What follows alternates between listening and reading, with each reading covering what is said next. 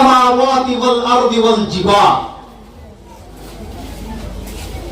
দুনিয়ার মধ্যে আর সবচেয়ে বড় শক্তিশালী হলো কি? পাহাড়, জিবাল।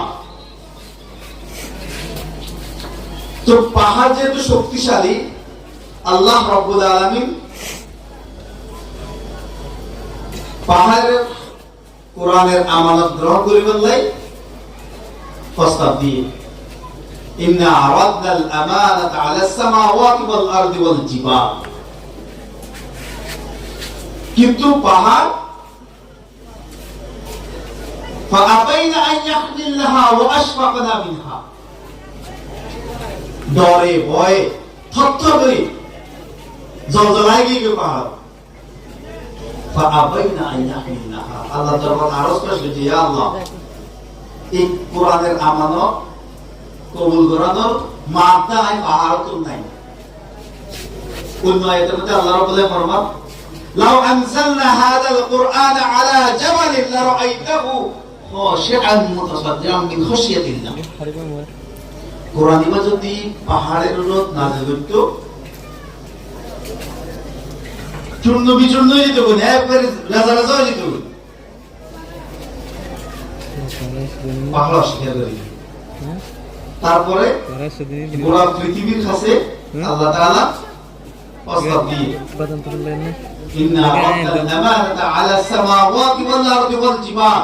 আর মানে গোটা পৃথিবী, যারে সাগর নক্ষত্র যত আছে দেখি পৃথিবীর আসমানের ভিতর।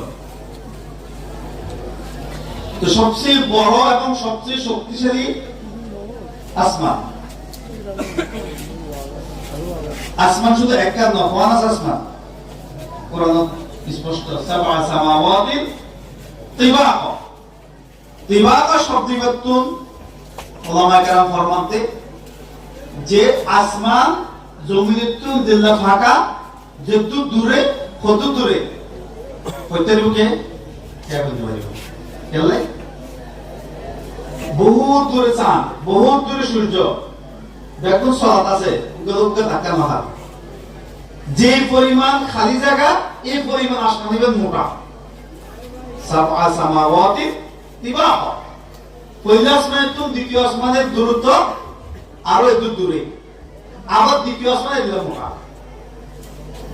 তাহলে আল্লাহর মখলুক সাবআ সামাওয়াত, সাতখান আসমান আল্লাহ রাব্বুল আলামিন বানাইয়ে, সাতখান আসমানের মজমুই একবারে হইতে তোরা ব্যাগগুলো মিলে কি কর? কোরআনের আমানতিবা কবুল কর। ইন্না আরাদনাল আমানাতা আলাস সামাওয়াত, বহু বচন জমা, সামাওয়াতের জমা কি? সামাওয়াত। সাতখান আসমানের হইতে কোরআনিবা কবুল কর।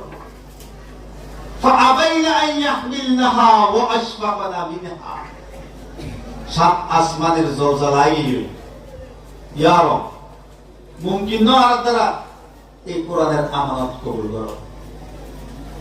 আল্লাহ রাব্বুল আলামিন মানুষের হারারে পবিত্র কোরআনে পুরা কিস্তেবে শুনেই, তারপরে করতে ফাহামালাহাল ইনসান। আল্লাহ তাআলার এত বড় বড় শক্তিশালী, এত দর দর মখলুকের কোরআনের আমানত কবুল করিবে কই ব্যাগুন ধরাইয়ে, ব্যাগুন মানা করে দিয়ে বিল আখির ইবা কবুল করিয়ে দাও। মানে ফাহামালাহাল ইনসান, ইনসান মানে মানুষ, ফড়ের মানুষ, সৌদি আরবের মানুষ। রোহিঙ্গা হলে কবুল না করে, রোহিঙ্গাদের অন্তর মধ্যে কোরআন নাই, হাফেজ নাই, তাহলে হাফেজের শক্তি বেশি না পাহাড়ের শক্তি বেশি? হাফেজের শক্তি বেশি।